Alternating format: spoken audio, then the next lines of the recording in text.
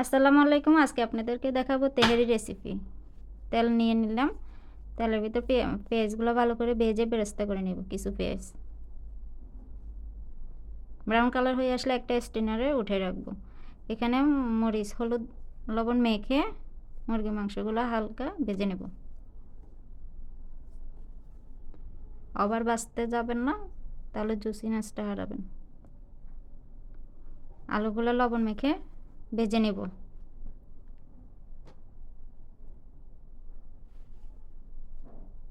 মুরগিগুলো সবগুলো ভেজে নিয়েছি।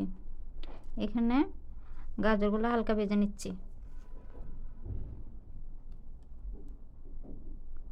অবশিষ্ট তেলগুলা একটা পাতিলে দিয়ে পেঁয়াজ ভালো করে কষিয়ে এখানে দিয়ে দেব তেজপাতা, লবঙ্গ, দারচিনি, এলাচি, এগুলো দিয়ে ভালো করে নেড়ে চেড়ে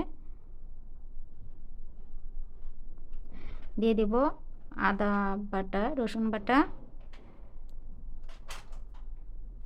বাদাম বাটা দিয়ে ভালো করে নেড়ে চেড়ে কাঁচামরিচগুলো ভেঙে ভেঙে দিয়ে দিচ্ছি। ভালো করে নেড়ে চেড়ে লবণ পরিমাণ মতো লবণ দিয়ে দিবেন।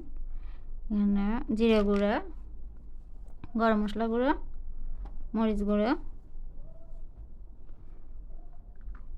এগুলো দিয়ে ভালো করে নেড়ে চেড়ে কষিয়ে নেব। বাদাম বাটা দিয়ে দিচ্ছি।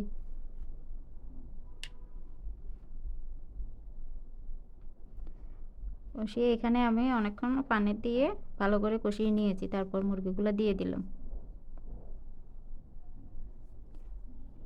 টমেটো সস, টক দই এগুলো দিয়ে ভালো করে নেড়ে চেড়ে আবারও আলু বোখরা, কিশমিশ দিয়ে ভালো করে নেড়ে চেড়ে কিছু কাঁচামরিচ দিয়ে ঢাকনা দিয়ে রান্না করে নিলাম। এখন দিয়ে দিব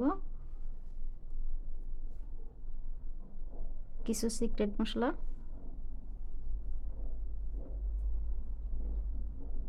এখানে দিয়ে দিলাম বিরিয়ানির মশলা 1 প্যাকেট দিয়ে ভালো করে রান্না করে নিলাম।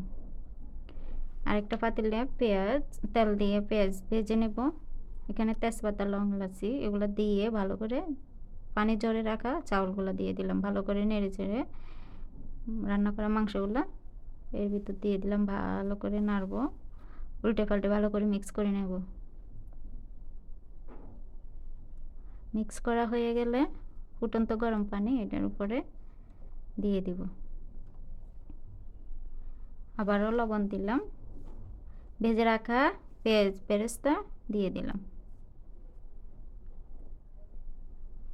দিয়ে মিক্স করে এখানে আলু ভেজে রাখা গাজর এগুলো দিয়ে দিলাম।